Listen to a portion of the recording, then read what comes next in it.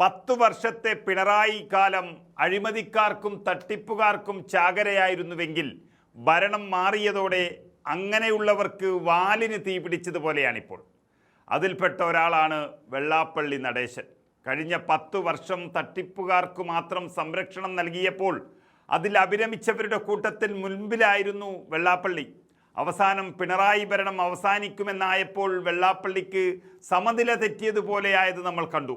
മലപ്പുറത്തെയും മലപ്പുറത്തെ മുസ്ലിങ്ങളെയും അടച്ച് അസഭ്യം പറഞ്ഞ് നടന്നതും കണ്ണിൽ കണ്ടവരെയെല്ലാം തെറിവിളിച്ചതെല്ലാം അതിൻ്റെ ഭാഗമാണ്. ഏതായാലും ജീവിതത്തിൽ മഹാനായ ശ്രീ നാരായണ ഗുരുദേവൻ്റെ നാമം ഉപയോഗിക്കുകയും ആ പേരിൽ തന്നെ തട്ടിപ്പ് നടത്തുകയും ചെയ്ത ഒരാൾക്ക് കാലം കരുതി വെച്ച ശിക്ഷ തന്നെ ലഭിക്കാൻ പോകുന്നു എന്നുള്ളതിൻ്റെ സൂചനകളാണ് ഇപ്പോൾ പുറത്തു വരുന്നത്. അതായത് കുറേ കാലം ഭരണത്തിൻ്റെ സ്വാധീനം ഉപയോഗിച്ച് പിണറായിയുടെ ചങ്ങാത്തം കൂടി അട്ടിമറിച്ച അന്വേഷണങ്ങളെല്ലാം അതിശക്തമായി തിരിച്ചടിക്കുകയാണിപ്പോൾ വെള്ളാപ്പള്ളിയെ.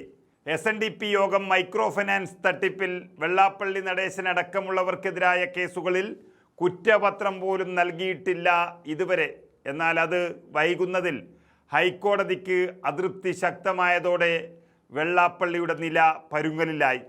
കേസിൽ അന്വേഷണ ഉദ്യോഗസ്ഥനായ SP ശശിധരനോട് വെള്ളിയാഴ്ച തന്നെ നേരിട്ട് ഹാജരാകാൻ ഹൈക്കോടതി അന്ത്യശാസനം നൽകിയിരിക്കുകയാണ്. കോടതിയിൽ സമർപ്പിച്ച റിപ്പോർട്ട് പൂർണ്ണമല്ല എന്ന് കോടതി നിരീക്ഷിച്ചു. 17 കേസുകളിൽ കുറ്റപത്രം തയ്യാറായെന്നും സമാന ആരോപണങ്ങളുള്ള കേസുകളിൽ ഏകീകരിച്ച് കുറ്റപത്രം നൽകാനാണ് ശ്രമമെന്നും വിജിലൻസ് SP കോടതിയെ അറിയിച്ചിരുന്നു.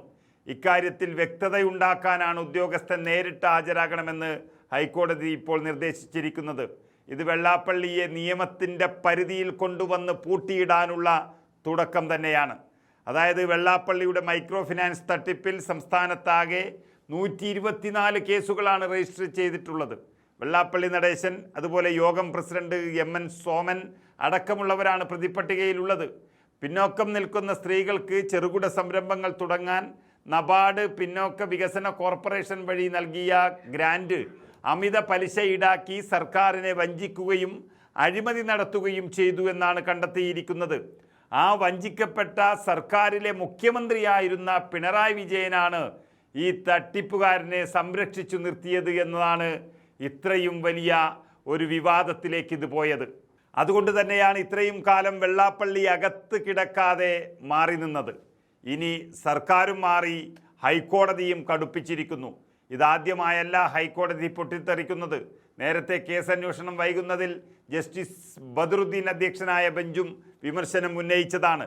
കേസിൽ കഴിഞ്ഞ ഫെബ്രുവരിയിൽ തന്നെ വെള്ളാപ്പള്ളി നടേശനെ വിജിലൻസ് വീട്ടിലെത്തി ചോദ്യം ചെയ്തതാണ്. 2016 നമുക്കറിയാം VS അച്യുതാനന്ദൻ്റെ പരാതിയിൽ വെള്ളാപ്പള്ളി നടേശനെതിരെ കേസന്വേഷണം തുടങ്ങിയതാണ്. സ്ത്രീകളുടെ പേരിൽ വ്യാജ പദ്ധതിയിലൂടെ പിന്നോക്ക വികസന കോർപ്പറേഷനിൽ നിന്ന് കോടികൾ വായ്പയെടുത്തതിലാണ് അഴിമതി തെളിഞ്ഞിരിക്കുന്നത്.